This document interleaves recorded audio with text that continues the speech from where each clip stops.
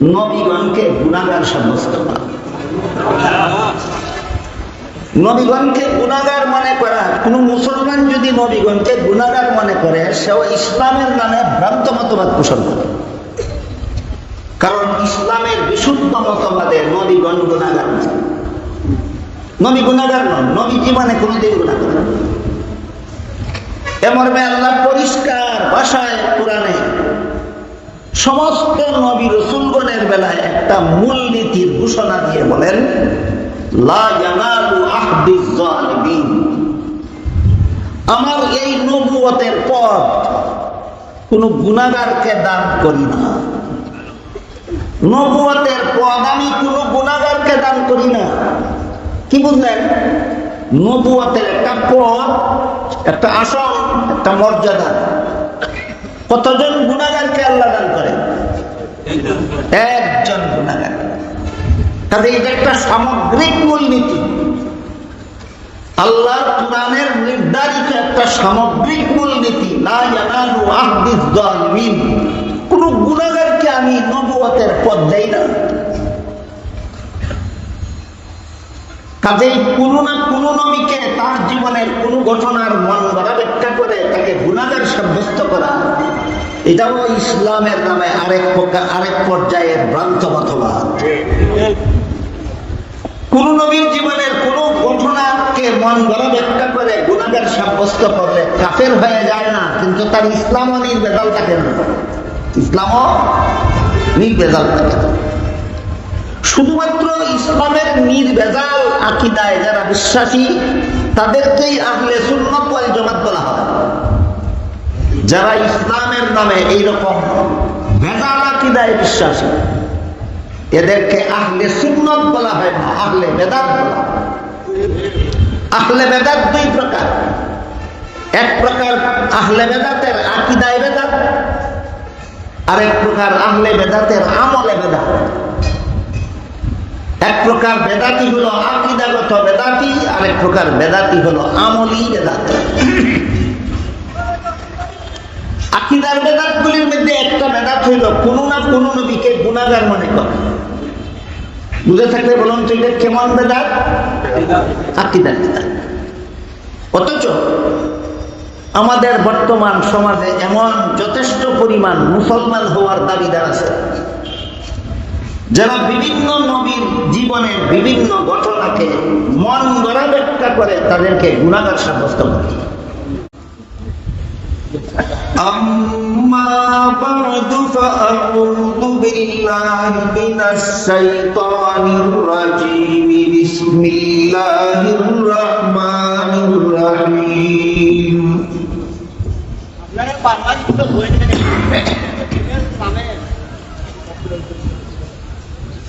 وَإِذِ ابْتَلَى إِبْرَاهِيمَ رَبُّهُ بِكَلِمَاتٍ فَأَتَمَّهُنَّ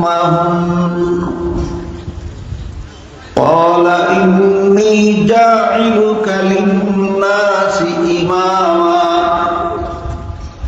قَالَ وَمِنْ ذُرِّيَّتِي قَالَ لَا يَنَالُ عَهْدِي الظَّالِمِينَ وقال رسول الله صلى الله عليه وسلم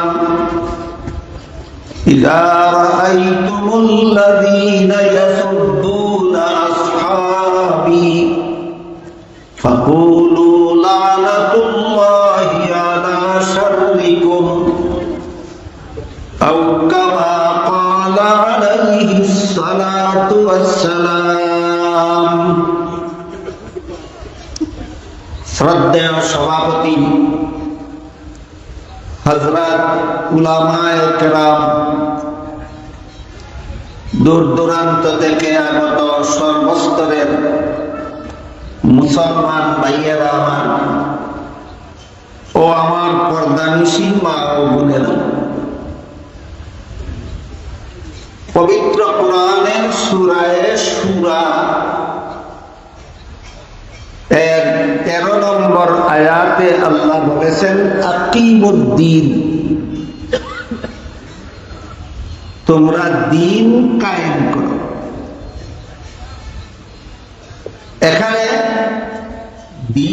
শব্দকে আল্লাহ ইসলামের সহি আকীদা বিশ্বাস করতে ব্যবহার করেছেন।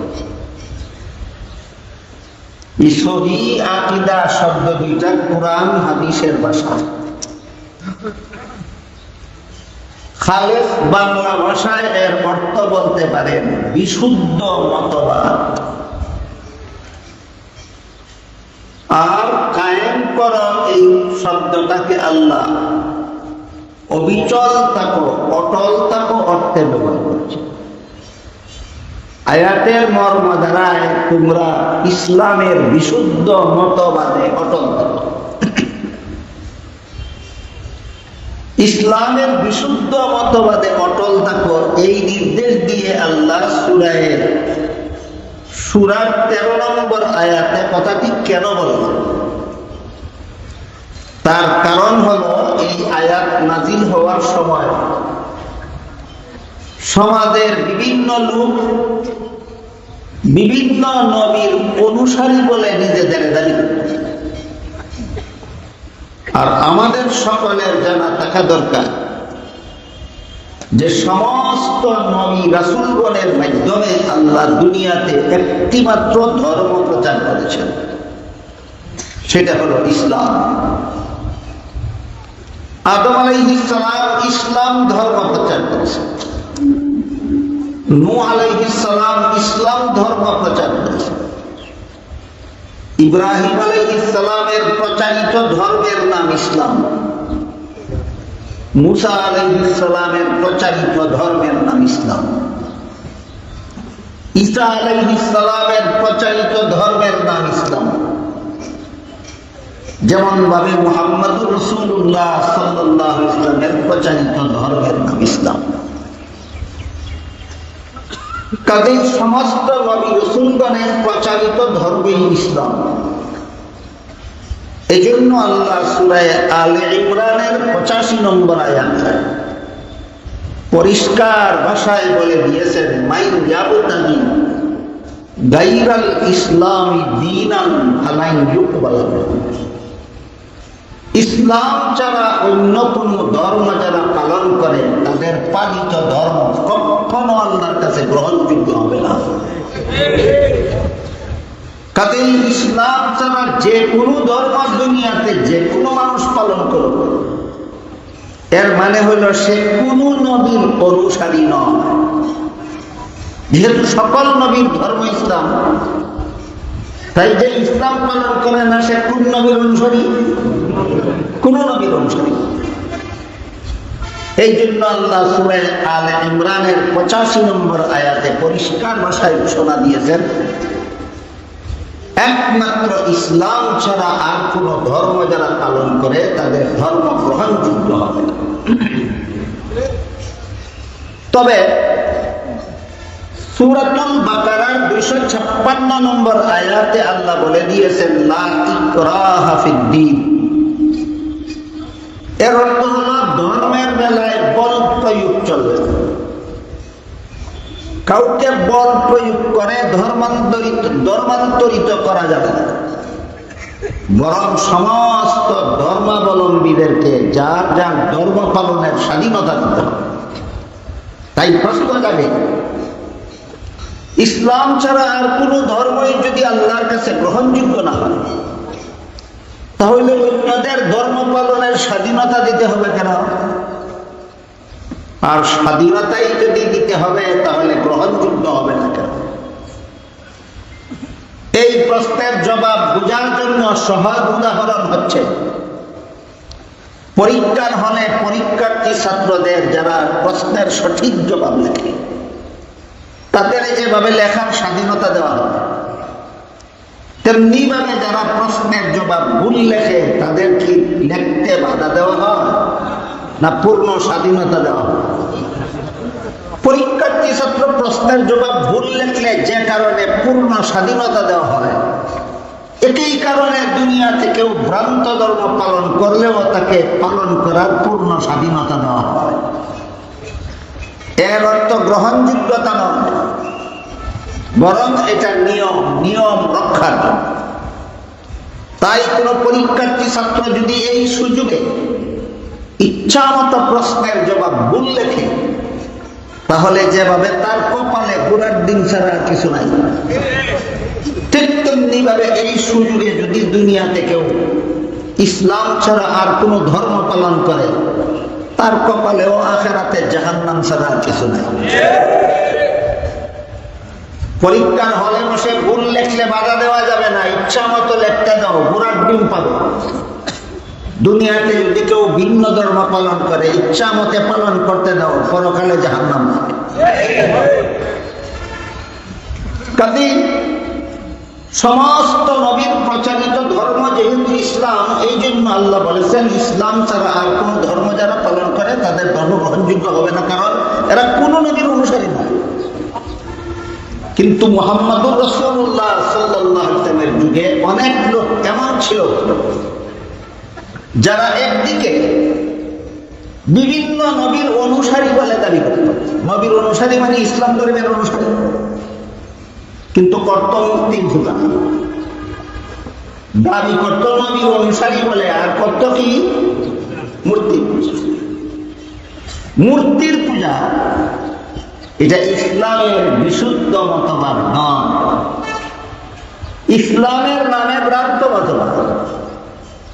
নবীর অনুসারী দাবি করার মানে হলো নিজের ধর্মকে ইসলাম দাবি করা, আর মূর্তি পূজায় বিশ্বাসী হওয়ার মানে হলো ভ্রান্ত মতবাদ।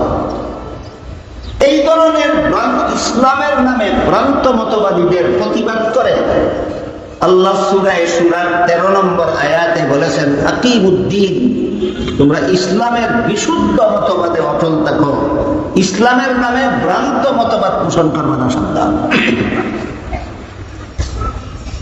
এই ইসলামের নামে ভ্রান্ত মতবাদ দুই স্তরের হয়ে থাকে। এক প্রকারের ভ্রান্ত মতবাদের ভ্রান্তি এত মারাত্মক, এই ভ্রান্তির কারণে তারা আর মুসলমান থাকে না, কাফের হয়ে যায়। যদিও দাবি করে আমাদের ধর্ম ইসলাম, কিন্তু এত মারাত্মক ভ্রান্ত মতবাদের অনুসারী, যে কারণে ইসলাম ধর্ম তার থাকে না, সে কাফের হয়ে যায়। যেমন আমাদের বর্তমান সমাজের কাদিয়ানীরা দাবি করে এদের ধর্মের নাম ইসলাম, কিন্তু পবিত্র কোরআনের সূরা আহজাবের 40 নম্বর আয়াতে আল্লাহ আমাদের নবীকে খাতামুন নবিয়্যিন উপাধি দিয়েছেন। হাদিস শরীফে রাসূল বলেছেন, লা তাকুমুস সাআতু হাত্তা ইউবআসা দাজ্জালুনা কাযযাবুনা কুল্লুহুম ইয়াজআমু আন্নাহু নাবিয়্যুন ওয়া আনা খাতামুন নাবিয়্যিনা লা নাবিয়্যা বা'দি। এর অর্থ হলো, আমার পরবর্তী কোন লোক কিয়ামতের পূর্ব পর্যন্ত কোন লোক নবী হওয়ার দাবি করলে সে হবে মিথ্যাবাদী, দাজ্জাল। কারণ হলো, আমাকে যে আল্লাহ খাতামুন নবিয়্যিন উপাধি দিয়েছেন, এর অর্থ হলো আমার পরে আর কোন নবী নাই, আমি শেষ নবী। কাজেই সূরা আহজাবের 40 নম্বর আয়াতে আল্লাহ যেখানে মুহাম্মদুর রাসূলুল্লাহকে শেষ নবী বলে ঘোষণা দিয়েছেন, সেখানে যারা গোলাম হক কাদিয়ানীকে নবী মানে, এরা সূরা আহজাবের 40 নম্বর আয়াত মানে না, এই জন্য এরা কাফের। কিসের নামে কি মতবাদ পোষণ করলো? ইসলামের নামে কুফরি মতবাদ নেই। ইসলামের নামে কুফরি মতবাদ পোষণকারী এই কাদিয়ানী। মতবাদ যদি কুফরি হয়, তাহলে ধর্ম আমার ইসলাম দাবি করলেই মুসলমান হয়ে যায় না। এ ব্যাপারে সতর্ক করে আল্লাহ বলেছেন, আকিমুদ্দিন, ইসলামই যদি তোমার ধর্ম হয়ে থাকে, তাহলে ইসলামের বিশুদ্ধ মতবাদে অটল থাকো, ইসলামের নামে ভ্রান্ত মতবাদ পোষণ করবে না। সত্তা এই হলো ভ্রান্ত মতবাদের একটা পর্যায়, যে এই পর্যায়ে যারা ভ্রান্ত মতবাদী, এরা মুসলমান থাকে না, এরা কাফের হয়ে যায়। এর উদাহরণ হলো কাদিয়ানী। ইসলামের নামে ভ্রান্ত মতবাদের আর একটা পর্যায় হল, এই পর্যায়ে ভ্রান্ত মতবাদীরা কাফের হয় না, কিন্তু এদের ইসলামটা নির্ভেজাল থাকে না, এরা ভেজাল মুসলমান সাব্যস্ত হয়ে যায়। এরা মুসলমান নামের ভেজাল। এই ধরনের ইসলামের নামে ভেজাল মতবাদগুলির মধ্যে একটি মতবাদ হলো, নবীগণকে গুনাহগার সাব্যস্ত করা। নবীগণকে গুনাহগার মনে করা, কোন মুসলমান যদি নবীগণকে গুনাহগার মনে করে সেও ইসলামের নামে ভ্রান্ত মতবাদ পোষণ করে। কারণ ইসলামের বিশুদ্ধ মতবাদে নবীগণ গুনাহগার নন। নবী গুনাহগার নন, নবী জীবনে কোনোদিন গুনাহ করেন না। এ মর্মে আল্লাহ পরিষ্কার ভাষায় কোরআনে সমস্ত নবী রাসূলগণের বেলায় একটা মূলনীতির ঘোষণা দিয়ে বলেন, লা ইয়ানালু আহদিজ জালিমিন। আমার এই নবুয়তের পথ কোন গুনাহগারকে দান করি না। নবুয়তের পদ আমি কোন গুনাহগারকে দান করি না। কি বুঝলেন? নবুয়তের একটা পদ, একটা আসন, একটা মর্যাদা। কতজন গুনাহগারকে আল্লাহ দান করে? একজন গুনাহগার। তাদের এটা একটা সামগ্রিক মূলনীতি, আল্লাহ কোরআনের নির্ধারিত একটা সামগ্রিক মূলনীতি। লা ইয়ানালু আহদিজ জালিমিন। কোন গুনাহগারকে আমি নবুয়তের পদ দেই না। কাজে কোন না কোন নবীকে তার জীবনের কোন ঘটনার মন গড়া ব্যাখ্যা করে তাকে গুনাহগার সাব্যস্ত করা, এটাও ইসলামের নামে আরেক পর্যায়ের ভ্রান্ত মতবাদ। কোন নবীর জীবনের কোন ঘটনাকে মন গড়া ব্যাখ্যা করে গুনাহগার সাব্যস্ত করলে কাফের হয়ে যায় না, কিন্তু তার ইসলামও নির্ভেজাল থাকে না। ইসলামও নির্ভেজাল থাকে না। শুধুমাত্র ইসলামের নির্ভেজাল আকীদায় যারা বিশ্বাসী তাদেরকেই আহলে সুন্নাত ওয়াল জামাত বলা হয়।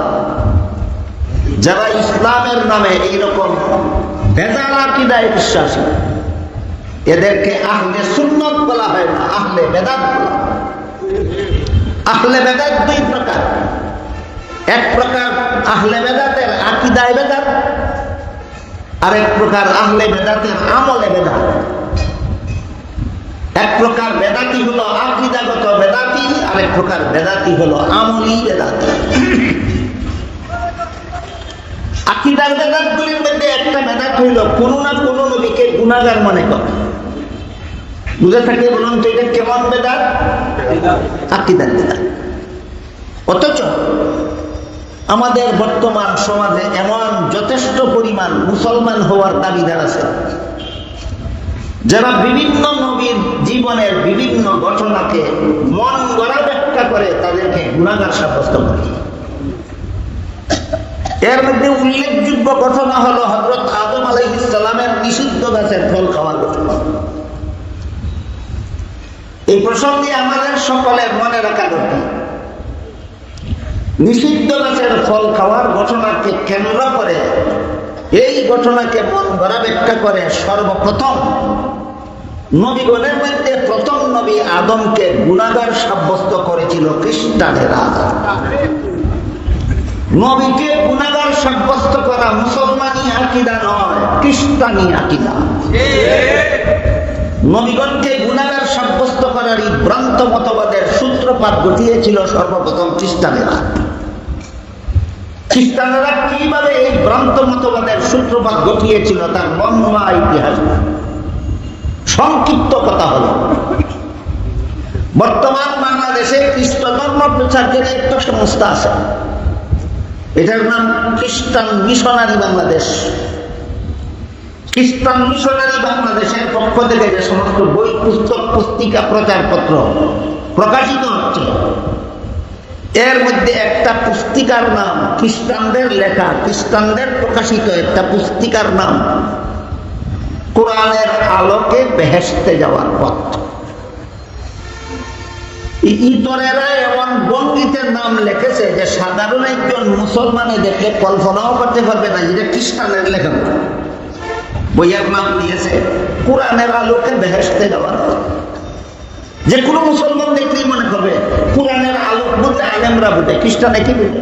বেহেশতে যাওয়ার পথ চিনলে আলেমরা চিনে, খ্রিস্টানরা কি চিনে? খালি আলেমদের লেখা বই হবে এই বিশ্বাস করে করবে, পরে খ্রিস্টানি মতবাদে বিশ্বাসী হয়ে যাবে। এই বই খ্রিস্টানেরা লিখেছে, সেই বইয়ে লেখে প্রথম মানুষ আদম প্রথম পাপিষ্ঠ। এইখান থেকে নবীকে গুনাহগার বানানোর ইতিহাস ছিল। নবীকে গুনাহগার সাব্যস্ত করার ইতিহাসের পুরার কথা এটা। খ্রিস্টানেরা কোরআনের আলোকে বেহেশতে যাওয়ার পথ বইয়ে লিখেছে, প্রথম মানুষ আদম প্রথম পাপিষ্ঠ। এই পাপিষ্ঠ আদমের বংশে যত নবী জন্মগ্রহণ করেছে সবগুলি নবী জন্মগত পাপিষ্ঠ। আদমের কি পাপ আর অন্য নবীদের কি পাপ? আদমের পাপ ছিল নিষিদ্ধ গাছের ফল খাওয়া, আর অন্য নবীর পাপ হলো নিষিদ্ধ পাপিষ্ঠ আদমের বংশে জন্ম হওয়া। বইয়ে পরিষ্কার ভাবে লিখেছে, আদমের পাপ ছিল নিষিদ্ধ গাছের ফল খাওয়া, আর অন্য নবীর পাপ হলো পাপিষ্ঠের বংশে জন্ম হওয়া। বলেন তো, কোন পাপী লোকের ঘরে যদি একটা সন্তান জন্ম হয়, এই জন্মের কারণে কি সন্তান পাপী হয়? অথচ এই ভ্রান্ত মতবাদ খ্রিস্টানেরা পোষণ করে। এই জন্য আল্লাহ রাব্বুল আলামিন একজন নবীকে নিষ্পাপ বানাবার জন্য পাপিষ্ঠ আদমের বংশে জন্ম না দিয়া আল্লাহ নিজের ঔরসে জন্ম দিলেন। তিনি হলেন হযরত ঈসা আলাইহিস সালাম। তিনি হলেন হযরত ঈসা আলাইহিস সালাম। এর জন্য একমাত্র ঈসা নবী হলেন নিষ্পাপ নবী, খোদা ঘরে জন্ম হওয়ার কারণে। ঈসা নবী ছাড়া আর যত নবী আদমের বংশে জন্মগ্রহণ করেছেন সমস্ত নবী জন্মগত পাপিষ্ঠ। এদের পাপ হইল পাপিষ্ঠ আদমের বংশে জন্ম হওয়াটাই এদের পাপ। ইতিহাস বুঝে থাকতে বলুন তো, নবীগণকে পাপিষ্ঠ সাব্যস্ত করার মূল হুতা কারা?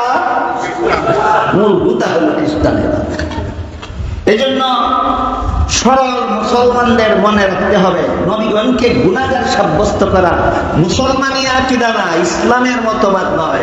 নবীগণকে গুনাহগার সাব্যস্ত করা খ্রিস্টানি আকীদা, খ্রিস্টানি মতবাদ।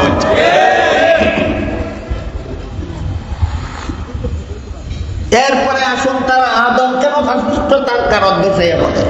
ওই বইয়ে লিখেছে, আল্লাহ আদম সৃষ্টি করে জান্নাতে দিয়েছিলেন, যেখানে ইচ্ছা বসবাস করার সুযোগ দিয়েছিলেন, সব রকমের ফলমূল খাওয়ার অনুমতি দিয়েছিলেন, কিন্তু একটি গাছের ফল খেতে নিষেধ করেছিলেন।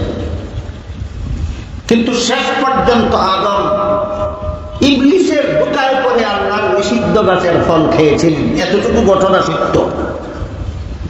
এই ঘটনা কোরআনের বিভিন্ন আয়াতেও আছে, রাসূলের বিভিন্ন হাদিসেও আছে।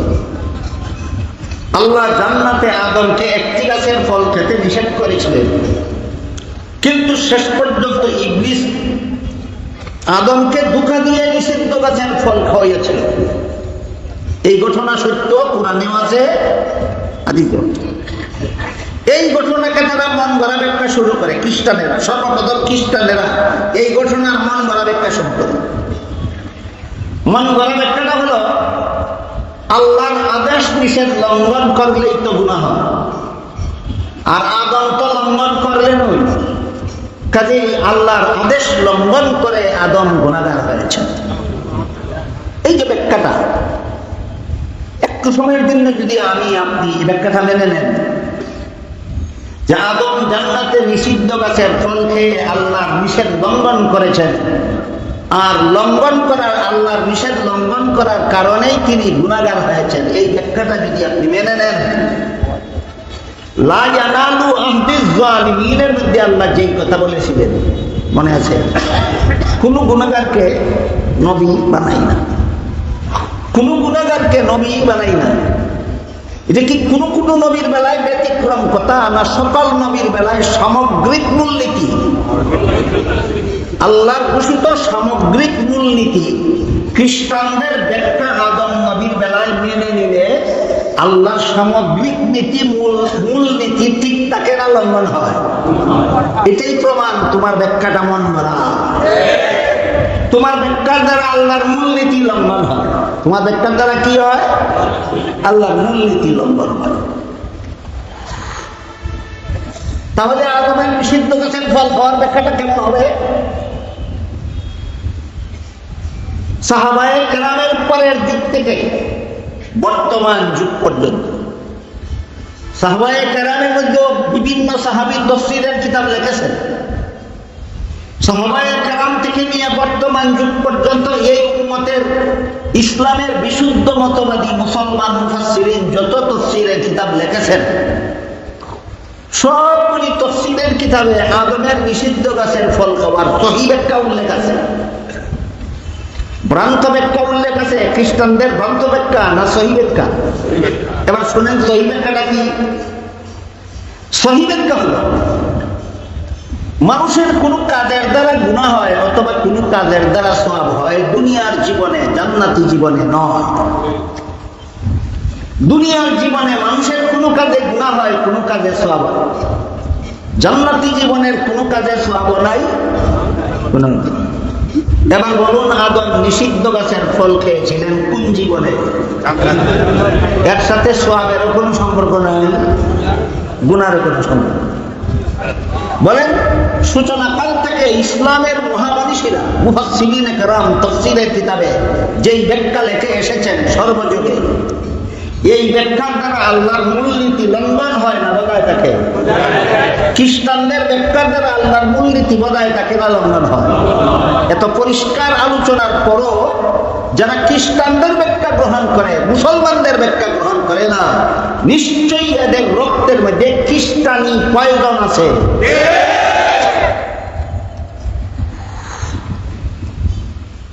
আরেকটা সহিহ ব্যাখ্যা, সেটা হলো দুনিয়ার জীবনেও কেউ যদি আল্লাহর নিষিদ্ধতার কথা ভুলে গিয়ে নিষিদ্ধ কাজ করে ফেলে, তারও গুনাহ হয় না।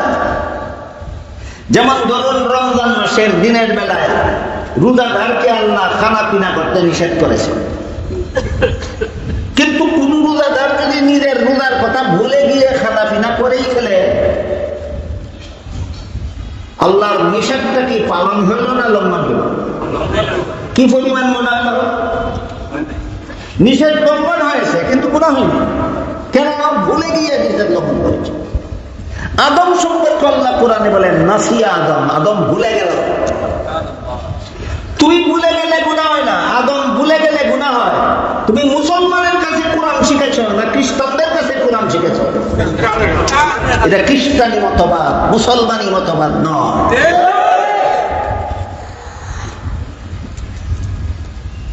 আজকের মতো একটি উদাহরণ দিলাম শুধু হযরত আদম আলাইহিস সালামের নিষিদ্ধ গাছের ফল খাওয়াকে অপব্যাখ্যা করে সর্বপ্রথম খ্রিস্টানেরা নবীগণকে গুনাহগার সাব্যস্ত করার এই শয়তানি চক্রান্ত জাল পেতেছিল।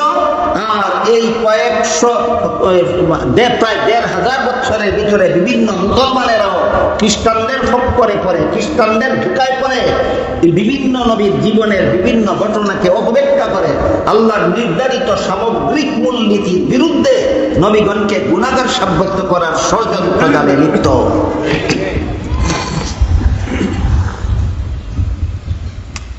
যেভাবে নবীগণকে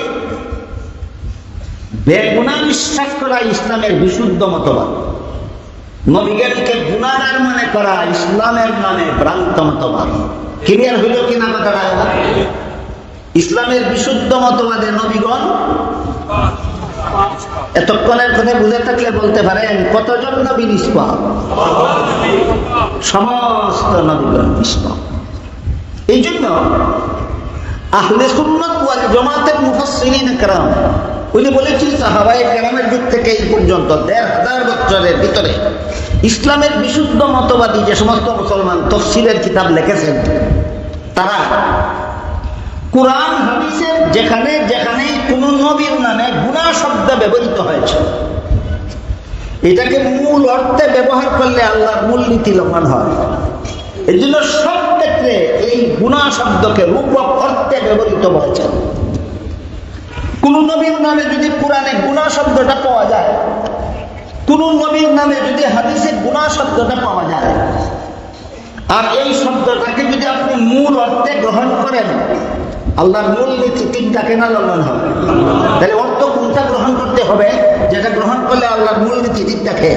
এই জন্য আহলে সুন্নাত ওয়াল জামাতের সমস্ত মুফাসসিরিন কেরাম সমস্ত তাফসীরের কিতাবে উল্লেখ করে দিয়েছেন, কোন নবীর ক্ষেত্রে যদি কোরআন হাদিসে গুনাহ শব্দ ব্যবহৃত হয়, মূল অর্থ গ্রহণ করলে যেহেতু আল্লাহর মূলনীতি লঙ্ঘন হয়, আল্লাহর মূলনীতি লঙ্ঘন করে কোরআনে ব্যাখ্যা করা যাবে না, এখানে রূপক অর্থে ব্যবহৃত হবে। নবীগণের নামে কোরআন হাদিসে গুনাহ শব্দ পেলে মূল অর্থে বুঝতে হবে না রূপক অর্থে বুঝতে হবে। রূপক অর্থ কাকে বলে যারা বুঝেন না, তাদের বোঝার জন্য একটা সহজ উদাহরণ দিচ্ছি। এক লোকের ছেলে লেখাপড়া করে না মনোযোগ দিয়ে কোনোদিন, সবসময় দুষ্টামি আর খেলাধুলা নিয়ে ব্যস্ত থাকে। সেই লোকে একদিন তার ছেলেকে বলল, আজকে যদি পড়ার সময় লেখাপড়া না করো, খেলাধুলায় করতে চলে যাও, দুষ্টামি করো, তাই আজকে তোমাকে জবাই করে ফেলবো। জবাই শব্দের মূল অর্থ লেজ কাটা না গলা কাটা? বলেন, জবাই শব্দের মূল অর্থ কি? গলা কাটা। তাই তুই আজকে লেখাপড়ার সময় লেখাপড়া না করলে তোমাকে জবাই করে ফেলবো, কথার মূল অর্থ কি দাঁড়ায়? তোমার গলা কেটে ফেলবো। বাবা কি সত্যই ছেলে লেখাপড়া ফেলে খেলতে গেলে গলা কেটে ফেলবে? তাহলে এখানে গলা কাটা কি মূল অর্থে ব্যবহৃত না ধমক অর্থে?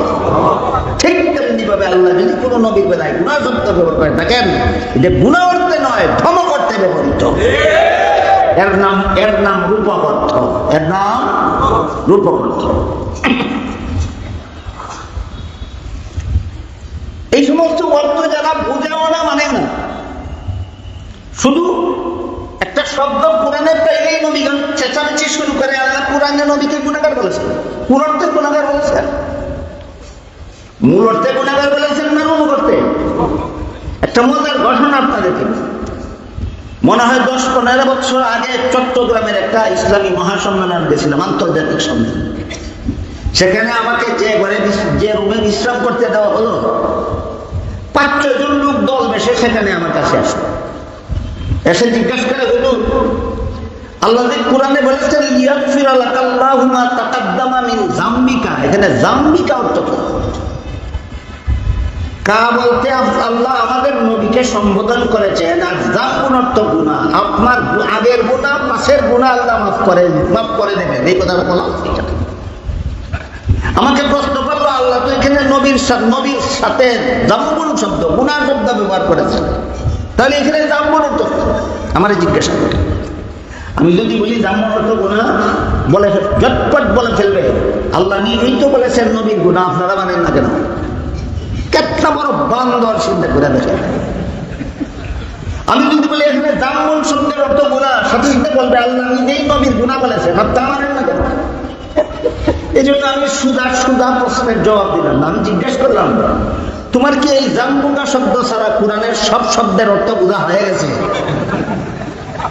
বলে না, শব্দ তো বুঝিনি। বলে শুধু এটা বুঝতে আসছে কেন? এটা নিয়ে আমাদের মধ্যে একটু বিতর্ক চলতেছে, এই জন্য এটা জিজ্ঞেস করি। আমি বললাম, তাহলে শুনো, জামবুকা শব্দের অর্থ আপনার গুনাহ, শাব্দিক অর্থ, এটার রূপক অর্থ না, শাব্দিক অর্থ আপনার গুনাহ। একটু সময়ের জন্য যদি আমি শাব্দিক অর্থটা মেনে নেই, একটু সময়ের জন্য, যে আল্লাহ আমার নবী গুনাহ শব্দ ব্যবহার করেছে, তাইলে তোমরা যে লিখেছ अल्लाह ताला कभी कभी बिल इरादा अंबिया किराम को पर्दाए इस्मत अंबिया किराम से पर्दाए इस्मत को उठाकर एक दो लफ्ज़ें होने देते हैं ताकि लोग समझे कि ये भी बशर है। তোমরা যে লেখছো আল্লাহ কোন সময় নবীগণের থেকে নিষ্পাপত্বের পর্দা সরিয়ে নেন, নবীগণের থেকে নিষ্পাপের পর্দা সরিয়ে নেন। নিষ্পাপত্বের পর্দা সরিয়ে নেওয়ার অর্থ নিষ্পাপ থাকা না পাপিষ্ট হয়ে যাওয়া? পাপিষ্ট হয়ে যাওয়া। আল্লাহ কোন সময় নবীগণকে পাপিষ্ট হওয়ার সুযোগ দিয়ে দেন, কেন? যেন লোকেরা মনে করে এরাও মানুষ। নবীগণকে সমাজে মানুষ প্রমাণ করার জন্য আল্লাহ নবীগণের দ্বারাও গুনাহ করান, নবীগণের দ্বারাও গুনাহ করান। এই হলো তোমাদের একটা বক্তৃতা। আর একটা বক্তৃতায় তোমরা বলেছ रसूल खुदा के सिवा किसी को मैं यार हक न समझूं। किसी की जहनी गुलामी में मुब्तला ना होना, আল্লাহর রাসূল ছাড়া আর কেউ সত্যের মাপকাঠি নাই। একদিক দিয়ে বলছো রাসূলেও গুনাহ করে, অপর দিক দিয়ে বলছো রাসূল ছাড়া কেউ সত্যের মাপকাঠি নাই। দুই কথা সারমর্ম কি দাঁড়াইল? রাসূলও গুনাহ করে এবং রাসূল ছাড়া কোন সত্যের মাপকাঠি নাই। এখানে গুনাহগারকে সত্যের মাপকাঠি বানাইলো কিনা? বানাইলো কিনা? রাসূল যদি গুনাহ করার পরেও সত্যের মাপকাঠি থাকতে পারেন, সাহাবায়ে কেরাম গুনাহ করলে সত্যের মাপকাঠি থাকতে পারবেন না কেন? আর কোনো কথা না বলে ছয়টাই আমার কামরার থেকে বের হয়ে চলে। এই হলে এদের বাংলামি, এই হলে মুসলমানদের সমাজে খ্রিস্টানদের গ্রন্থ মতবাদ প্রচার করার চক্রান্ত। এই জন্য আমাদের গুরার থেকে কথাটা বুঝতে হবে। এক নম্বর কথা হলো, আল্লাহ কোরআনে একটা মূলনীতি নির্ধারণ করে দিয়েছেন নবী রাসূলগণের বেলায়, যে কোন গুনাহগারকে আল্লাহ নবী বানান না, আর যাদেরকে নবী বানান এরা জীবনে কোনোদিন গুনাহ করেন না। দুই নম্বর কথা হলো, এটা হলো একটা মূলনীতি, সামগ্রিক মূলনীতি, সকল নবীর বেলায় প্রযোজ্য। কাজেই কোন নবীর জীবনের কোন ঘটনাকে মন গড়া ব্যাখ্যা করলে যদি গুনাহগার সাব্যস্ত করা যায়, ওই ব্যাখ্যাটা যে মন গড়া, এটা বোঝার জন্য এইটাই যথেষ্ট যে তোমার ব্যাখ্যা আল্লাহর মূলনীতি বিরোধী। তিন নম্বর কথা হলো, আহলে সুন্নাত ওয়াল জামাতের সমস্ত তাফসীরের কিতাবে লেখা আছে, কোন নবীর বেলায় যদি গুনাহ শব্দ কখনো ব্যবহৃত হয়, সেটা গুনাহ অর্থে নয়, রূপক অর্থে ব্যবহৃত হয়। যেমন ভাবে বাবার ছেলেকে জবাই করে ফেলার কথাটা গলা কাটার অর্থে ব্যবহৃত নয়, ধমক অর্থে ব্যবহৃত। ঠিক তেমনি ভাবে আল্লাহর পক্ষ থেকে কোন নবীর নামে গুনাহ শব্দ ব্যবহার করলে এটা পাপ অর্থে ব্যবহৃত নয়, এটা আল্লাহর পক্ষ থেকে ধমক অর্থে ব্যবহৃত।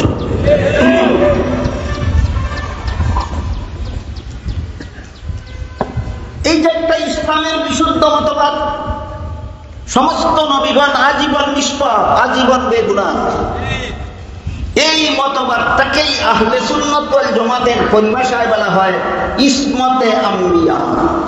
এই মতবাদটা আহলে সুন্নাত ওয়াল জামাতের পরিভাষায় এই মতবাদটাকে কি বলা হয়? ইসমতে আম্বিয়া। ইসমতে আম্বিয়া মানে হলো নবীগণ বেগুনাহ, নবীগণ আজীবন নিষ্পাপ। এবার শুনুন, ওই খ্রিস্টানেরা তাদের কোরআনের আলোকে বেহেশতে যাওয়ার পথ দিয়ে কি পরিমাণ গাঞ্জা করি কথা লেখছে ধর্মের নামে। আজকাল আমাদের সমাজে অনেক শিক্ষিত পণ্ডিত এমন পাওয়া যায় যাদের মাথায় ধরে না ইসলাম ছাড়া বাকি ধর্মগুলি বাতিল কেন। কোরআনে আল্লাহ বারবার বিভিন্ন আয়াতে ঘোষণা দিয়েছেন একমাত্র ইসলাম ধর্ম গ্রহণযোগ্য, আর বাকি সব ধর্ম বাতিল বাতিল বাতিল। খ্রিস্ট ধর্ম বাতিল, ইহুদি ধর্ম বাতিল, মূর্তি পূজার ধর্ম বাতিল, বৌদ্ধ ধর্ম বাতিল, যত ধর্ম আছে সমস্ত ধর্ম বাতিল, একমাত্র ইসলাম ধর্ম আল্লাহর কাছে গ্রহণযোগ্য। অনেক শিক্ষিত পণ্ডিত আছে বর্তমান সমাজে যারা এই কথাটা তাদের মাথায় ধরে না। কেন ধর্ম আবার বাতিল হবে কেন? যাদের মাথায় ধরে না এদের ব্রেন ওয়াশ করার জন্য আরেকটু কথা খ্রিস্টানদের ধর্মের ব্যাপারে বলি। এই যে খ্রিস্টানদের লেখা বইতে কোরআনের আলোকে বেহেশতে যাওয়ার পর এই বইয়ে লিখেছে প্রথম মানুষ আদম প্রথম পাপিষ্ঠ, নিষিদ্ধ গাছের ফল খাওয়া ছিল তার পাপ।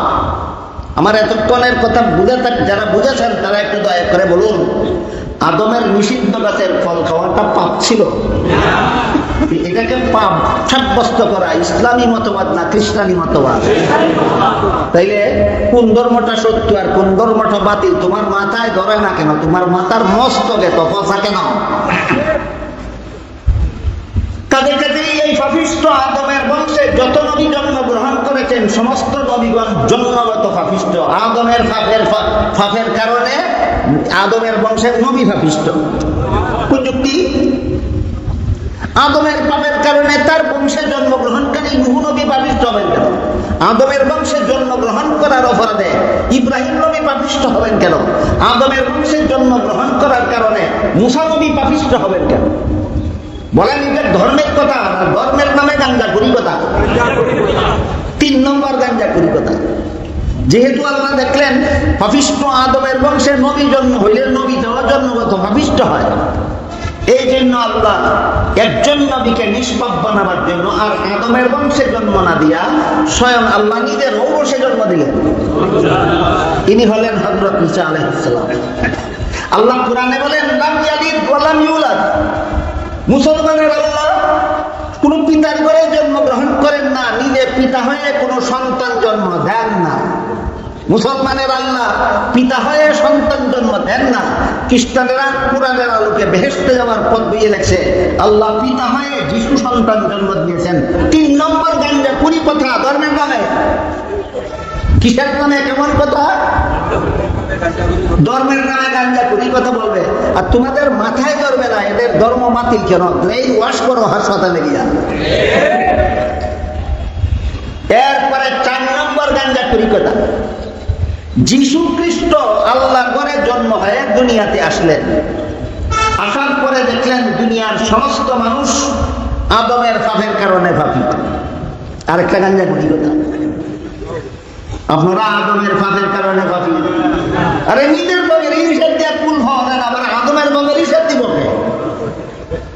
এই বইয়ে লেখে সমস্ত মানুষ আদমের পাপে পাপী। এই পাপীরা কেউ জান্নাতে যেতে পারবে না। সুতরাং আপনারা আদমের ঘরে জন্মেছেন, আপনাদের জান্নাতের দরজা বন্ধ। এই জন্য খোদার পুত্র যিশু খোদার কাছে আবেদন করলেন যে পিতা, আমার শত্রুদেরকে সুযোগ করে দাও, তারা যেন আমাকে শুলিতে চড়িয়ে হত্যা করে। এতে আমার যে কষ্ট হবে, এই কষ্টটা আমাকে যারা আপনার পুত্র বলে বিশ্বাস করবে কিয়ামত পর্যন্ত, তাদের সারা জীবনের সমস্ত গুনাহ মাফের ব্যবস্থা হয়ে যাবে। পিতা পুত্রের দরখাস্ত মঞ্জুর করলেন, শত্রুদেরকে সুযোগ দিলেন। শত্রুরা খোদার পুত্র যিশুকে শুলিতে চড়িয়ে হত্যা করলো। এতে খোদার পুত্রের যে কষ্ট হইল, এর বিনিময়ে কিয়ামত পর্যন্ত যারা যিশুকে খোদার পুত্র বিশ্বাস করবে, এরা দুনিয়ার জীবনে যত খুন, যত জিনা, ব্যভিচার, যত সন্ত্রাস, যত রকমের বদমাশি করবে, সবগুলি অগ্রিম মাফ হয়ে গেছে। যখনই তুমি দুনিয়াতে আসো, যে পরিমাণ খুন করবা, যিশু তোমার খুনের গুনাহ মাফ করাইয়া গেছেন। যত রকমের জিনা ব্যভিচার করবা, যিশু তোমার গুনাহ অগ্রিম মাফ করাইয়া গেছেন। যত সন্ত্রাস করবা, যিশু তোমার সমস্ত সন্ত্রাসের গুনাহ মাফ করাইয়া গেছেন। এই জন্য দুনিয়াতে কোনো ধর্ম যদি সন্ত্রাসী থাকে, সেই ধর্মটার নাম হলো খ্রিস্ট ধর্ম। যিশু খ্রিস্টকে খোদার পুত্র বিশ্বাস করলে তুমি ভবিষ্যৎ জীবনে যত অপরাধ করবা, সমগ্র অপরাধের মাফের জন্য তিনি স্বেচ্ছায় কারাবরণ, তিনি শুলিতে মরণ করেছেন। এটা ধর্মের নামে আরেকটা গাঞ্জা কুড়ি কথা।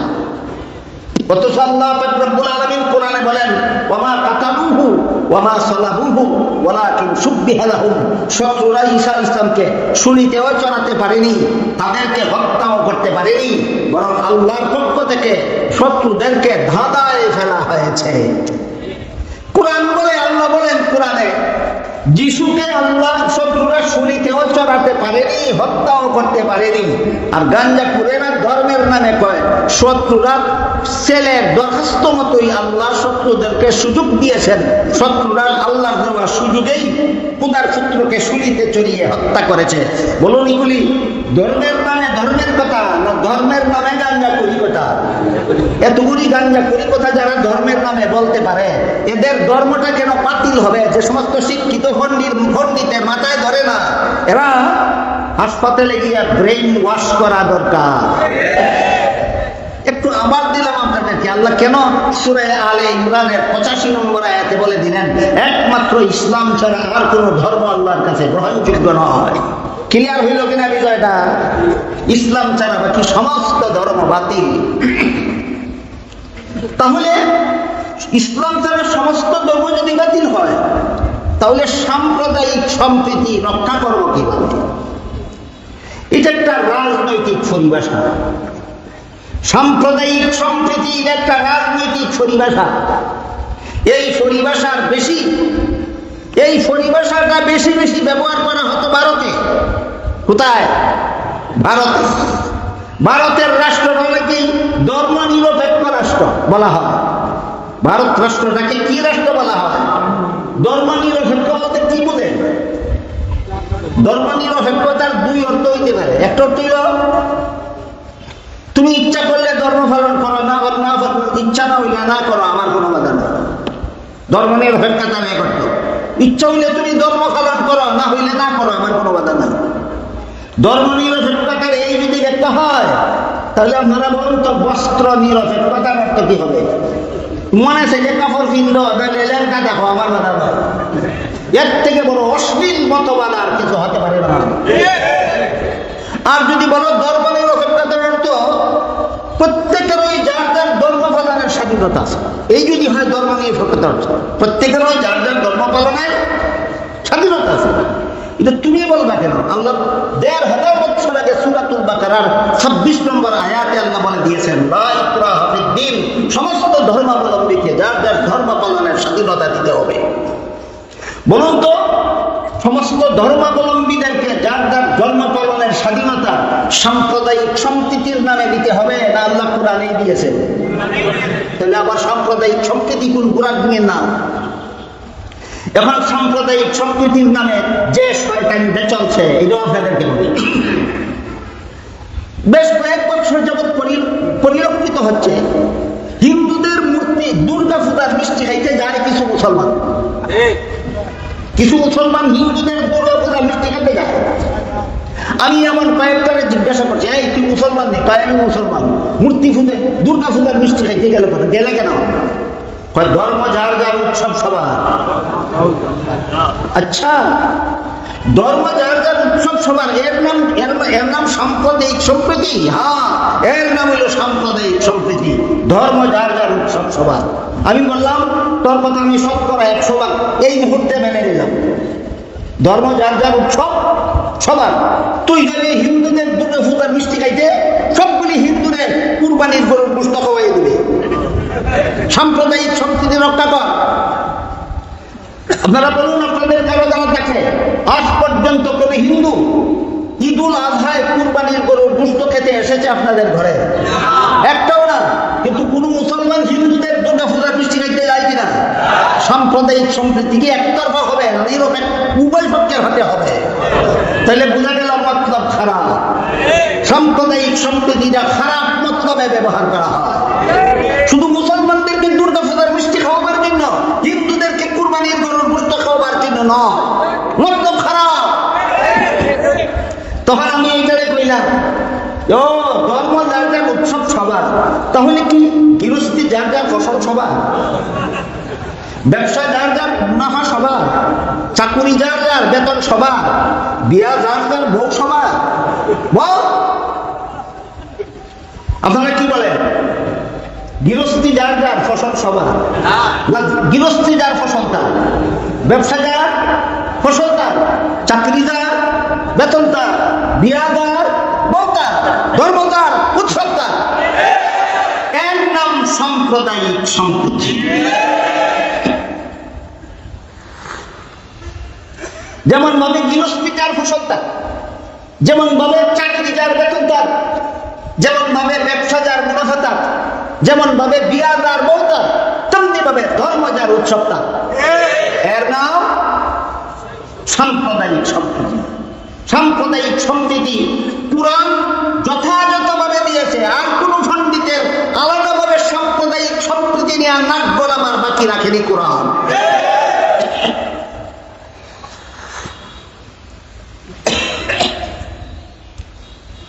এই জন্য সূরা আলে ইমরানের 85 নম্বর আয়াতে আল্লাহ সুস্পষ্ট ভাষায় ঘোষণা করেছেন, মান ইয়াবতাগি গায়রাল ইসলামি দীনান ফালান ইউকবালা মিনহু ওয়া হুয়া ফিল আখিরাতি মিনাল খাসিরিন। ইসলাম ছাড়া আর কোন ধর্ম আল্লাহর কাছে গ্রহণযোগ্য নয়।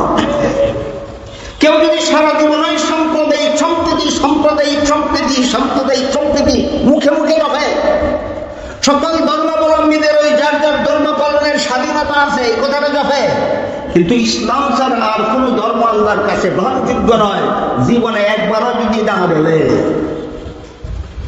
জীবনে একবারও বলে। সূরাতুল বাকারার 256 নম্বর আয়াতে আল্লাহ বলেছেন, সমস্ত ধর্মাবলম্বীরা যার যার ধর্ম পালনের স্বাধীন। এটা সারা জীবনই কয়। আলে ইমরানের 85 নম্বর আয়াতে বলেছেন, ইসলাম ছাড়া আর কোন ধর্ম গ্রহণযোগ্য নয়, একবারও কয়। এমন মুসলমান আছেন এই দেশে? এরা ইসলামের নামে বিশুদ্ধ মতবাদে বিশ্বাসী না ইসলামের নামে পূজার ধর্মে বিশ্বাসী? ইসলামের নামে পূজার ধর্মে বিশ্বাসী। শুধু বিশ্বাসী নয়, আজকাল মূর্তি পূজারই প্রীতি মুসলমানের রক্তের কণায় কণায় মিশে গেছে। মূর্তি পূজারই প্রীতি মুসলমানের রক্তের কণায় কণায় কণায় মিশে গেছে। মূর্তি পূজারীদেরকে যে সমস্ত ফ্যাসিলিটি দেওয়া হচ্ছে, মুসলমানদেরকে সেই ফ্যাসিলিটি দেওয়া হয় না। হিন্দুদের পূজার সময় কোনো ইসলামী মহান সভা সম্মেলন মাইকের মাধ্যমে করতে দেওয়া হয় না, দেওয়া হয়। মাদ্রাসার ছাত্রদের পরীক্ষার সময় ইচ্ছা মতো এদেরকে পূজার মাইক বানাইতে দেওয়া হয়। ঘটনা কি? সাম্প্রদায়িক সম্প্রীতি না মূর্তি পূজা প্রীতি? সাম্প্রদায়িক সম্প্রীতি নয়, মূর্তি পূজা প্রীতি শুরু হয়েছে সাম্প্রদায়িক সম্প্রীতির নামে। এরকম প্রীতি যাদের অন্তরে বাসা বেঁধেছে, ভালো রকম স্মরণ রাখুন, হাদিস শরীফে আল্লাহ রাসূল বলে গেছেন, আল মারউ মা মান আহাব্বা, দুনিয়াতে যার সাথে যার প্রীতি, পরকালে তার সাথে তার হাসর হবে। এই কথাটা রাসূল মিথ্যা বলে গেছেন। আপনাদের রাসূল কি বলে? মিথ্যা কথা বলেছেন? এই কথাটা মিথ্যা বলেননি। যার সাথে তোমার প্রীতি তার সাথে তোমার হাসর হবে। মূর্তি পূজারীদের সাথে তোমার প্রীতি, সেগুলি শুধু দিয়ে চলেছ, আর ইসলাম ধর্মের সাথে শুধু বিমাতা সুলভ আচরণ করে চলেছ, তোমার হাসর হবে মূর্তি পূজারীদের সাথেই।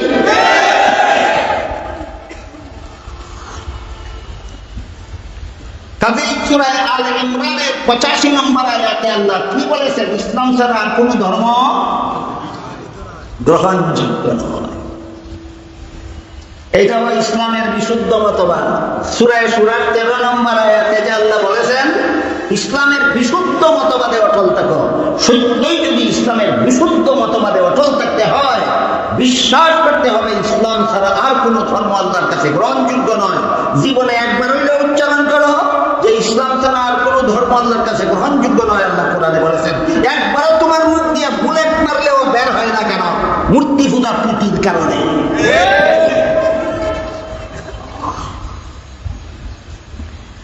এরপরে ইসলামের নামে ভ্রান্ত মতবাদ গুলির মধ্যে একটি মতবাদ হল নবীগণকে গুনাহগার সাব্যস্ত করা। এই বিষয়টাকে আমি আপনাদেরকে এতক্ষণে বুঝাতে পারলাম। নবীগণকে গুনাহগার সাব্যস্ত করার ভ্রান্ত মতবাদের ফাউন্ডেশন হইল খ্রিস্টান। খ্রিস্টানরা এই ভ্রান্ত মতবাদের উদ্ভাবন করেছে নবীগণকে গুনাহগার সাব্যস্ত করা। এই জন্য খ্রিস্টানদের ধর্মের নামে গাঞ্জা পুরি কিছু কথার রেফারেন্স দিয়েছি, যেন আপনারা বুঝতে পারেন।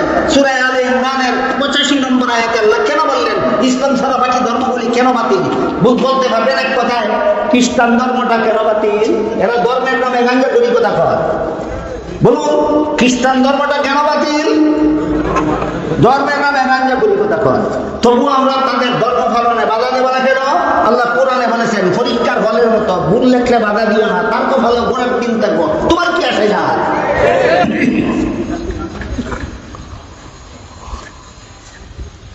যেভাবে নবীগণকে গুনাহগার সাব্যস্ত করা ইসলামের নামে এমন একটা ভ্রান্ত মতবাদ, যে ভ্রান্ত মতবাদে মুসলমানকে নির্ভেজাল মুসলমান থাকতে দেয় না, সে মুসলমান নামের ভেজাল হয়ে যায়। ঠিক তেমনি ভাবে সাহাবায়ে কেরামের সমালোচনা করাকে বৈধ মনে করা, এটাও ইসলামের নামে ভ্রান্ত মতবাদ। সাহাবায়ে কেরামের সমালোচনা বৈধ নয়, হারাম। সাহাবায়ে কেরামের সমালোচনা হারাম। তিরমিজি শরীফের বর্ণিত হাদিসে রাসূল করিম সাল্লাল্লাহু আলাইহি ওয়াসাল্লাম বলেন, ইযা রাআইতুমুল্লাযীনা ইয়াসুব্বুনা আসহাবী ফাকুলু লানাতুল্লাহি আলা শাররিকুম। হে আমার উম্মত মুসলমানেরা, তোমরা যখন ওই সমস্ত লোকদের দেখতে পাবে যারা আমার সাহাবাদের সমালোচনা করে। হাদিসের অর্থটা এইভাবে করলে আরেকদল পণ্ডিত অভিধান নিয়ে বসে না, বসে অভিধান গাঁটাগাঁটি করে বলে সাব্বুনে অর্থ গালাগালি। আমরা তো কোন সাহাবাদের গালাগালি করি না, আমরা সমালোচনা করি। এই অন্তরঙ্গ, তুই এক চোখে দেখো, তুই চোখে দেখোস না কেন? আবার অভিধানটা খুলে দেয়, অভিধানে গালাগালিও আছে, সাব্বুনের অর্থ সমালোচনাও আছে। সাহাবায়ে কেরামের গালাগালি করাও হারাম, সমালোচনাও হারাম।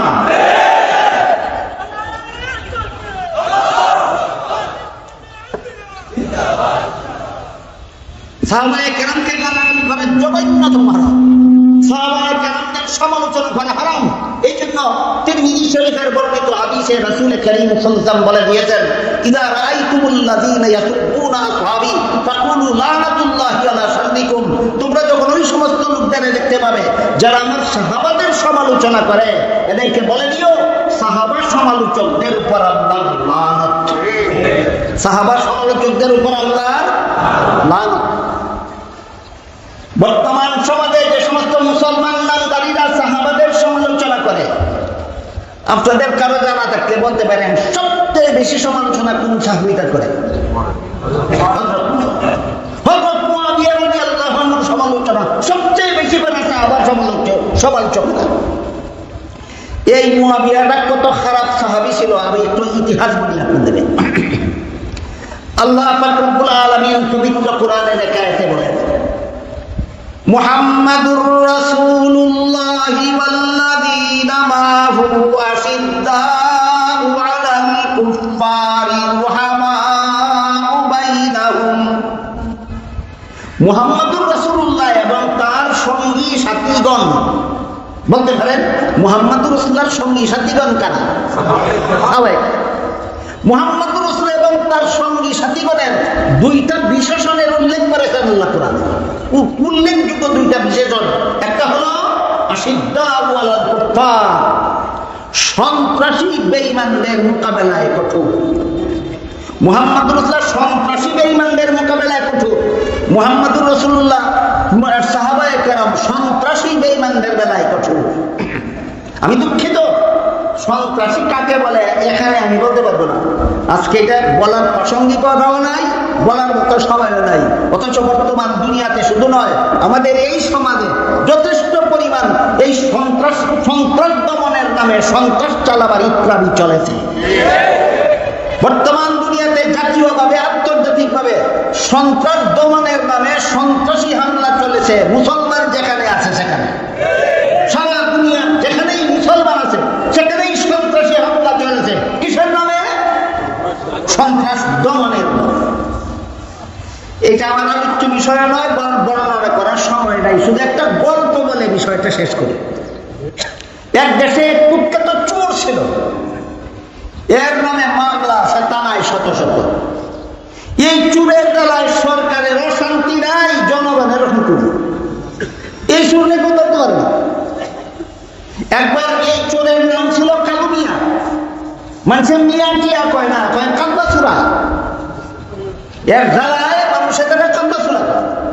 কান্দা চোরা বাজারে গিয়ে দেখে ব্যক্তি সারাদিন বেচা কিনা করিয়া দোকানের ক্যাশের টাকা বানতেছে।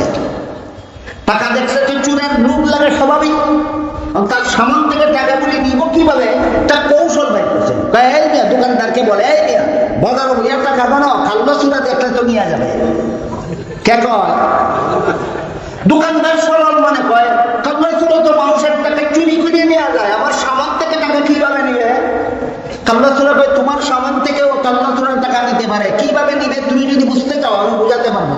সরল মানে দোকানদার বলে বুঝাও তো, যেই বলছে বুঝাও তো, এমনি দোকানদারের কাছে বসে গেছে, বসে বলে এইভাবে তোমার কাছে এসে বসবে। তারপরে তার সামান থেকে টাকা বলি হাতে নিয়ে নিজের ভোগের ঢুকায়, আর তোমার টাকা এইভাবে তার ভোগের ঢুকাবে। সবগুলি টাকা নিজের পকেটে ঢুকাইয়া দাঁড়াইও, দাঁড়াইয়া বললো এইভাবে দাঁড়াবে, দাঁড়াইয়া বিশেষ দৌড় আর এইভাবে দূরে দৌড়। এতক্ষণে দোকানদারের খবর হয়েছে নি? দোকানদার যখন চেঁচামেচি শুরু করছে, কাল্লা চোরা টাকা নিয়ে গেল, কাল্লা চোরা টাকা নিয়ে গেল, বাজারে মানুষ ভিড় করলো, আর কাল্লা চোরা ভিড়ের ভিতরে পড়ে গেল। রক্ষা পাইল না? ঠেকলো, ভিড়ের ভিতরে পড়ছে না। এখন বাঁচবে কিভাবে? এখন ফাটা গলায় চিৎকার দিয়া কাল্লা চোরা বলতে লাগলো, কাল্লা চোরা টাকা নিয়ে গেল, কাল্লা চোরা ধরো, কাল্লা চোরা টাকা নিয়ে গেল, কাল্লা চোরা ধরো। গল্প বুঝে থাকতে বলুন, কাল্লা চোরা টাকা নিয়ে গেল, কাল্লা চোরালে ধরো, তার মুখে কেন বলে? বাজারের সে যাতে না বুঝে এই কাল্লা চোরা। ঠিক তেমনি ভাবে বর্তমান দুনিয়াতে যারা সন্ত্রাস দমন করি বলে বলে সারা দুনিয়ার জমিন মুসলমানের রক্ত দিয়ে লাল করতেছে, এরা সন্ত্রাস দমন করি কেন বলে? বিশ্ববাসী যেন বুঝতে না পারে ওরাই সন্ত্রাসী।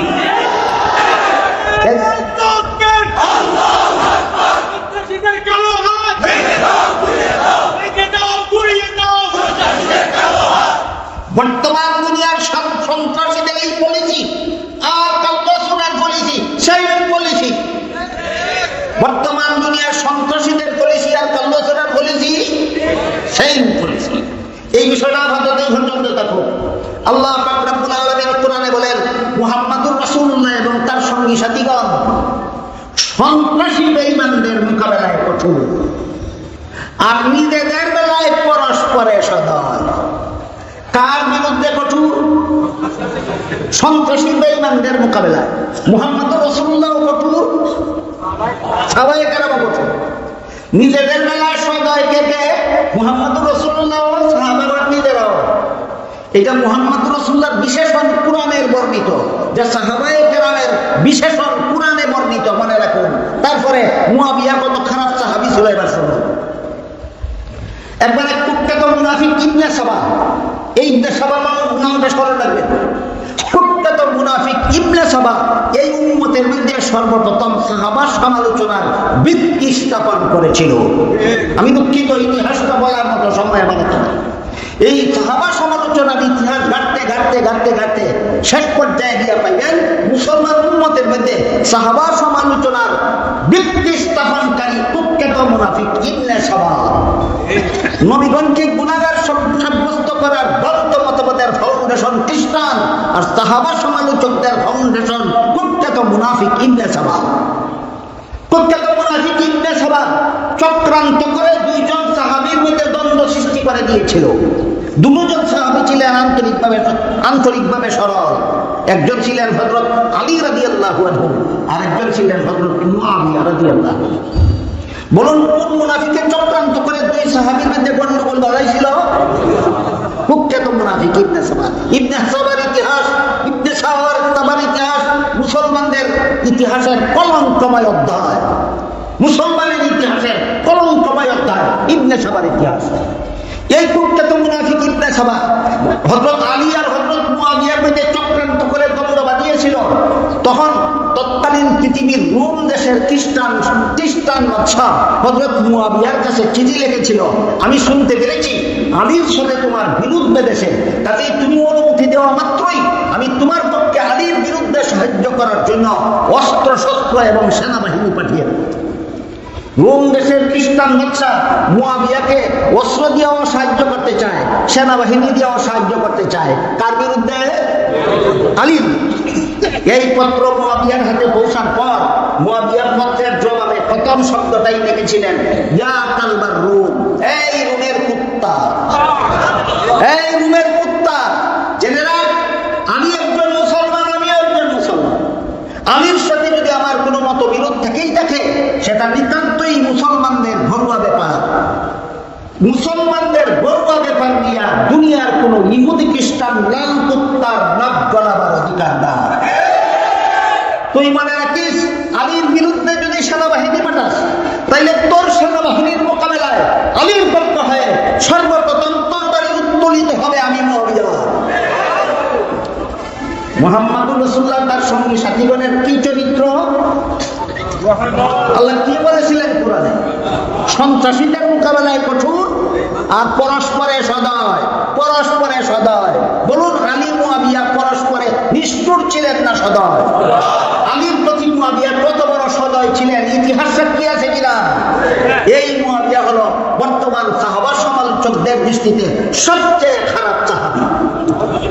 এই সবচেয়ে খারাপ সাহাবীদের চরিত্র যদি বর্তমান দুনিয়ার মুসলমানের কাছে থাকতো, সবচেয়ে খারাপ সাহাবীদের চরিত্র যদি বর্তমান দুনিয়ার মুসলমানের কাছে থাকতো, তাইলে অযোধ্যার বাবরি মসজিদ শহীদ হইত না। কাশ্মীরের মুসলমানদেরকে দিন দিন মুসলমানের রক্ত দিয়ে কাশ্মীরের মাটি লাল করতে পারতো না।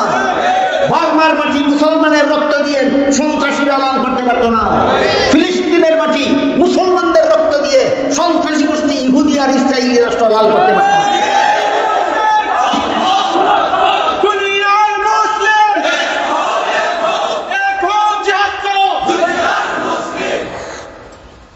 এই জাহাদ শব্দটা শুনলেই এই বিশ্ব সন্ত্রাসীদের দালালেরা বলে এই জাহাদ বাণী সন্ত্রাস, জাহাদ বাণী সন্ত্রাস। শয়তান এমন মন্ত্রণা এদের মাথায় ঢুকিয়ে দিয়েছে, যেই জেহাদ ছিল সন্ত্রাস দমনের সকল ব্যবস্থা, সন্ত্রাসীরা সেই জেহাদকে সন্ত্রাস আখ্যা দিয়েছে। কেন? আল্লাহ জুড়ে বলেছি। তফসিরে মারিফুল কোরআন নামে দুইটা তফসিরের কিতাব আছে। এর মধ্যে একটা লেখক হলেন আল্লামা ইদ্রিস কান্দেলভী রাহমাতুল্লাহ।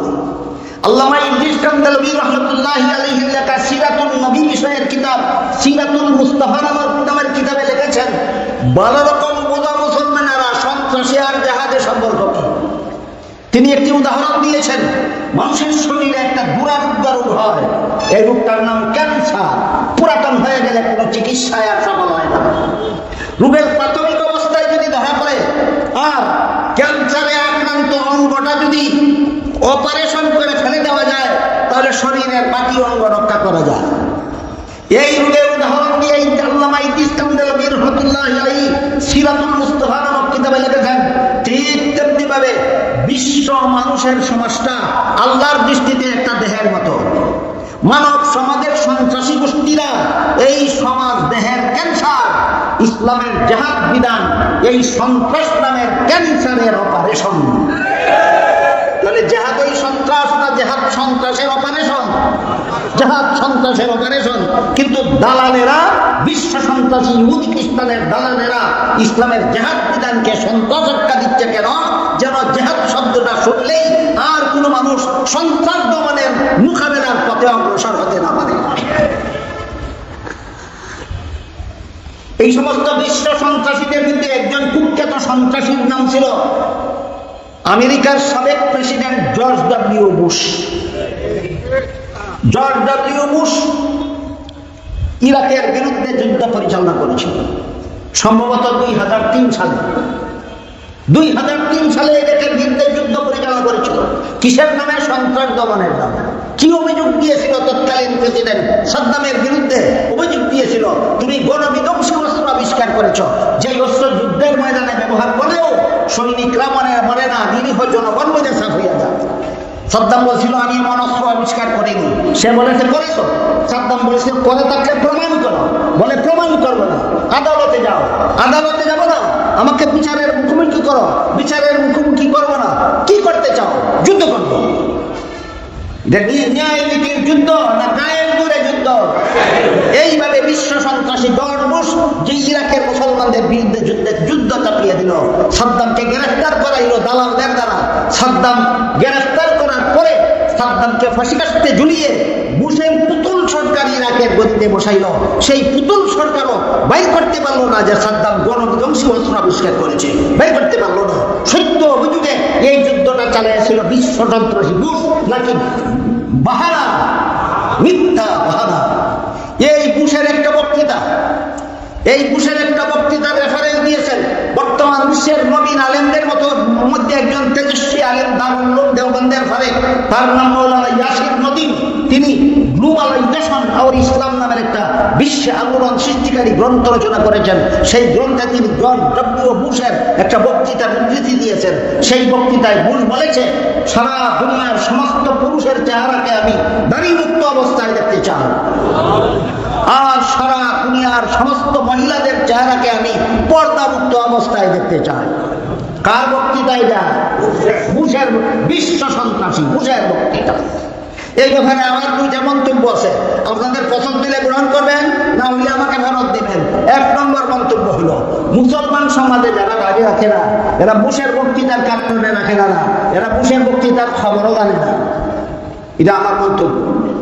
আমাদের সমাজে যে সমস্ত মুসলমান পুরুষ মুখে দাঁড়িয়ে রাখে না বুশের বক্তৃতার কারণে, না বুশের বক্তৃতার খবরও জানে না, এরা দাঁড়িয়ে রাখে না কেন? আমার বক্তব্য হলো, এরা পরিবেশগত কারণে দাঁড়িয়ে রাখে না। যে স্কুলে পড়তে যান, গিয়ে দেখে অন্য ছাত্ররা দাঁড়িয়ে রাখে না, সেও দাঁড়িয়ে রাখে না। যেই অফিসে চাকরি করতে যায়, গিয়ে দেখে অন্য অফিসার দাঁড়িয়ে রাখে না, সেও দাঁড়িয়ে রাখে না। যেই বাজারে ব্যবসা করতে যায়, গিয়ে দেখে অন্য ব্যবসায়ীরা দাঁড়িয়ে রাখে না, সেও দাঁড়িয়ে রাখে না। আমার কথা ভুলে থাকতে বলুন, আমাদের সমাজের যে সমস্ত মুসলমান পুরুষ মুখে দাঁড়িয়ে রাখে না, এরা কি বুশের বক্তৃতার কারণে না পরিবেশগত কারণে? 2 নম্বর মন্তব্য আমার, পরিবেশগত কারণে যারা দাঁড়িয়ে রাখে না, এদের ব্যাপারে আমার একটা সুধারণা আছে। কি বলছি? কুধারণা না সুধারণা? এদের ব্যাপারে আমার একটা সুধারণা আছে। কি সুধারণা? আমার নবী বলেছেন, আফুল হয়, দাঁড়িয়ে লম্বা করো। নবী বলেছেন দাড়ি লম্বা করো, তাহলে আমার মুখের লম্বা দাড়ি নবীর পছন্দ, আর না রাখা বুশের পছন্দ। কথা পরিষ্কার, আমার মুখের লম্বা দাড়ি আমার নবীর পছন্দ, আর দাড়ি ফেলে দেওয়া বুশের পছন্দ। কাজেই আমি যদি মনে করি কাল হাসরের মাঠে বুশ আমাকে সুপারিশ করে পার করবে, তাহলে বুশের পছন্দ মতোই চেহারাটা সাজানো দরকার। আর যদি আমি মনে করি কাল হাসরের মহাবিপদে পার হতে হলে নবীর সুপারিশের দরকার হবে, তাহলে আমার চেহারাটাকে আমার নবীর পছন্দ মতোই সাজানো দরকার। এই কথাটা যেদিন বুঝবে আমার সমাজের মুসলমান, সেই দিন অবশ্যই এদেরকে শাসাতে হবে না, এদেরকে বুঝাতে হবে না, নিজের বুঝেই এরা দাড়ি লম্বা করবে। এদের ব্যাপারে আমার সুধারণা। কিন্তু আমি যেই কথা বলতে চাইছি তা হলো এইটা নয়, যারা লম্বা দাড়ি দেখলেই বলে সন্ত্রাসী, এরা নিঃসন্দেহে বুশের দালাল। যারা কুর্তা পরিহিতা নারী দেখলেই বলে সন্ত্রাসী, এরা নিঃসন্দেহে বিশ্ব সন্ত্রাসী বুশের দালাল।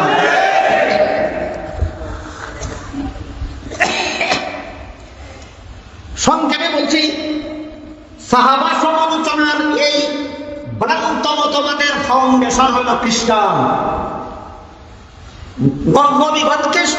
নবীগণকে গুনাহগার সাব্যস্ত করার ভ্রান্ত মতবাদের ফাউন্ডেশন হইল খ্রিস্টান, আর সাহাবা সমালোচনার ফাউন্ডেশন হইল কুখ্যাত মুনাফিক আব্দুল্লাহ ইবনে সাবা। কুখ্যাত মুনাফিক আব্দুল্লাহ ইবনে সাবা। আব্দুল্লাহ ইবনে সাবার আগে দুনিয়ার কোন মুসলমান কোন সাহাবীকে সমালোচনা করা হালাল মনে করত না। কোন সাহাবীকে সমালোচনা করা হালাল মনে করত না। আমাদের বর্তমান সমাজে যারা সাহাবাদের সমালোচনা করে, এদেরকে যখন আমরা বলে দেই রাসূল বলেছেন সাহাবা সমালোচকদের উপর আল্লাহর লানত, আহলে সুন্নাত ওয়াল জামাতের নীতিমালা অনুযায়ী সাহাবাদের সমালোচনা করা হারাম, যারা সাহাবাদের সমালোচনা করে এটা পাপিষ্টের কাজ করে, তখন তারা আমাদের প্রশ্ন করে যে সাহাবায়ে কেরাম কি বলে কোনোদিন কোনো গুনাহ করেননি? হ্যাঁ, বিভিন্ন সাহাবীর নামে হাদিসে বিভিন্ন গুনার কথা উল্লেখ আছে, বিভিন্ন সাহাবীর ব্যাপারে বিভিন্ন তাফসীরে গুনার কথা উল্লেখ আছে। তোদের চোখ একটা কেন, দুইটা চোখ রাখছ কেন? যেই ঘটনায় আছে গুনাহ করেছেন সেটা দেখছ, আর যেই ঘটনায় আছে আল্লাহ তাআলা সব গুনাহ মাফ করে দিয়েছেন সেটা দেখছ কেন? এবার মাফ করে দিয়েছেন এমন একটা আয়াত আপনাদের শোনাই। আল্লাহ পাক রব্বুল আলামিন পবিত্র কোরআনের সূরা হুজুরাতের 3 নম্বর আয়াতে বলেন, ইন্নাল্লাযীনা ইয়াগুদ্দুনা আসওয়াতাহুম ইনদা রাসূলিল্লাহ উলাইকাল্লাযীনা ইমতাহানাল্লাহু কুলুবাহুম লিত-তাকওয়া লাহুম মাগফিরাতুন ওয়া আজরুন আযীম। একবার রাসূলের দরবারে সাহাবায়ে কেরামের সমন্বয়ে একটা পরামর্শ সভা আহুত হয়েছিল। সেই সভায় নিজের স্বাধীন মতামত ব্যক্ত করতে গিয়ে দুজন সাহাবীর মধ্যে একটু তর্ক বিতর্ক হয়ে তাদের গলার আওয়াজ বড় হয়ে গেছিল। এর প্রতিবাদে আল্লাহ তাদেরকে সতর্ক করে সূরা হুজুরাতের 2 নম্বর আয়াত নাযিল করেছিলেন। 2 নম্বর আয়াত নাযিল করার পর সাহাবাগণ এমন সতর্ক হয়েছিলেন, এরপর থেকে কোন সাহাবী নবীর দরবারে গেলে নবী কোনো কথা জিজ্ঞাসা করলে এত আস্তে জবাব দিতেন, অনেক সময় নবী বুঝতেই পারতেন না। বলুন, যে ভুল হয়েছিল সংশোধন আল্লাহ করেছিলেন কিনা? সাহাবাগণ সংশোধন হয়েছিলেন কিনা? সাহাবাগণের সংশোধন হওয়ার উপর সন্তুষ্ট হয়ে আল্লাহ সূরা হুজুরাতের 3 নম্বর আয়াত নাযিল করে বলেন, নিশ্চয় যারা রাসূলের কাছে আসলে আস্তে কথা বলে। এবার আপনারা বলুন, নবীর দরবারে গেলে আস্তে কথা বলে কারা? সাহাবায়ে কেরাম। আল্লাহ বলেন লাহুম মাগফিরাতুন, এদের জীবনের সমস্ত গুনাহ খাতা মন্ত্রী মাফ করে দিবেন। এই তুই সাহাবী গুনাহ করছিলেন দেখো, আল্লাহ মাফ করে দিয়েছেন দেখো না কেন? তোর চক্ষু চিকিৎসা কর হাসপাতালে গিয়ে, হাসপাতালে গিয়ে তোদের ইসমতে আম্বিয়া আদালতে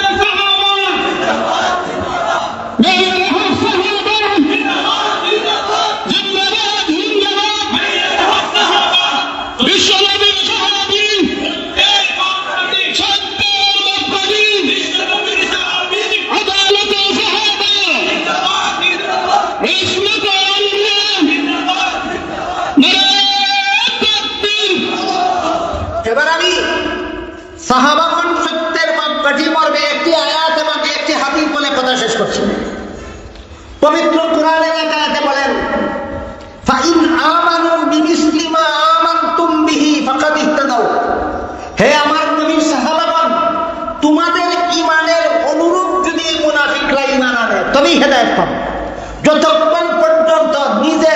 ইমানের গ্রহণযোগ্যতা যাচাইয়ের জন্য সাহাবাদের ইমানকে মাপকাঠি না মানবে ততক্ষণ পর্যন্ত মুসলমান নয়, মুনাফিক বলে গণ্য হবে। কোরআনে আল্লাহ বলেছেন, হাদিস শরীফে রাসূল কি বলেছেন?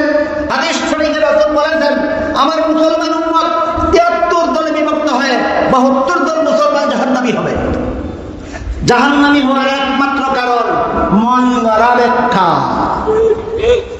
72 দল মুসলমানকে রাসূল জাহান্নামী বলেছেন কোন কারণে? মন গড়া ব্যাখ্যা মতো ইসলাম পালন করবে। একটা মাত্র মুসলমানের দল মন গড়া ব্যাখ্যা মতে নয়, সহিহ ব্যাখ্যা মতো ইসলাম পালন করবে। এই জন্য একটা মুসলমানের দলকে রাসূল জান্নাতি বলেছেন। হাদিসের বাকি অংশ বোঝার আগে বলুন, 72 দল মুসলমান জাহান্নামী, যাদেরকে রাসূল জাহান্নামী বলেছেন, এরা হক হওয়ার কারণে জাহান্নামী না বাতিল? একটা মাত্র মুসলমানের দল জান্নাতি, বাতিল হওয়ার কারণে না হক। 72টা বাতিল দল থেকে একটা হক দলকে পার্থক্য করব কিভাবে?